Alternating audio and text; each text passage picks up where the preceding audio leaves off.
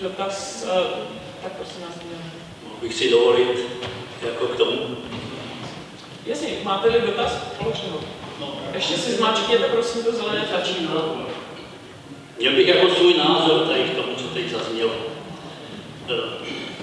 Jako manželství a partnerství. Manželství to už je výraz, který po staletí označuje jednu konkrétní věc, heterosexuální vztah. Teď se k tomu přidává nový význam jako homosexuální vztah. Ale jako prostě lidi my, jako běžní tady, co jsme jako na ulici, co nemáme s tím problém, jako, tak teď cítíme, jako, že to je to rozdíl. A jestli jako taková nějaká představa, že to zvýší důstojnost homosexuálů nebo důstojnost jejich jako vztahu, já jako nic nechci upírat, ale já jako osobně mám o tím jako pochyby. Trochu bych odbočil na jiný pole. U nás se prosadila povinnost ve veřejném prostoru Romů se nesmí říkat cigán. Ale ve veřejném prostoru se nesmí použít to slovo. Ale zvýšilo to úctu vůči Romům jako všeobecně ve společnosti. V podstatě nezvýšilo. Rozumím. Dotaz tedy zní, jak přijetí manželství pro všechny pomůže zvýšení důstojnosti stejnopohlavních párů. Chce na to někdo? Well, I actually want to comment on the first part of the question, and I appreciate the question. It's important that we talk to each other and air the way we think, and it's okay to disagree also. That's part of living in a free country. But one of the most important attributes of the history of marriage in human society is that it is a history of change.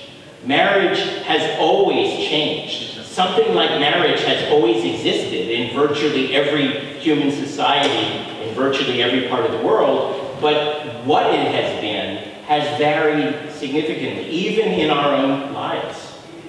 Marriage was, until quite recently under the law, a system where men, in essence, acquired dominion over women.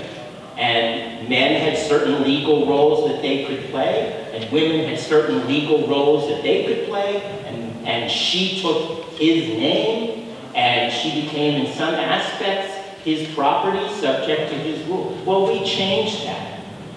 In the United States, and in many other countries, you know your history better than I do, there were rules on who could marry whom.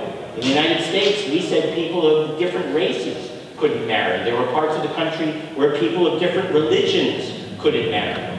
Well, we changed that.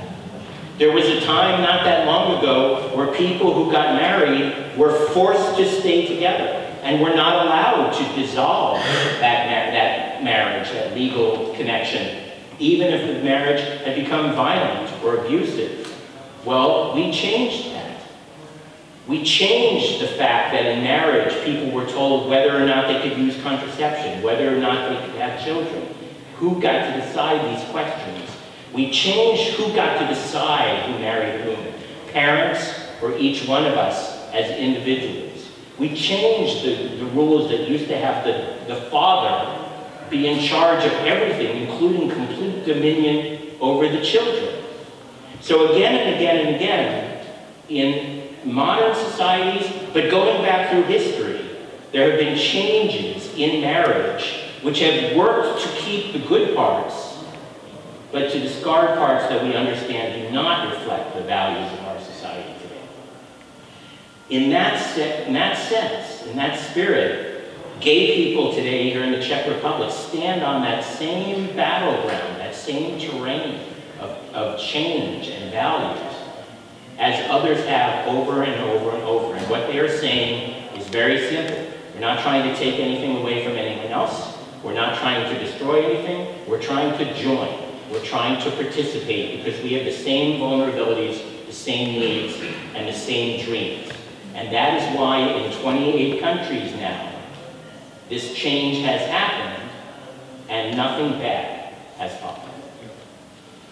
May I add a little bit, because I am intrigued by your question, because I remember this from the debates in the Dutch Parliament, but also in other societies. And the interesting thing is that people who said but marriage has always been a bond between a man and a woman, and now two women or two men are also joining this crowd.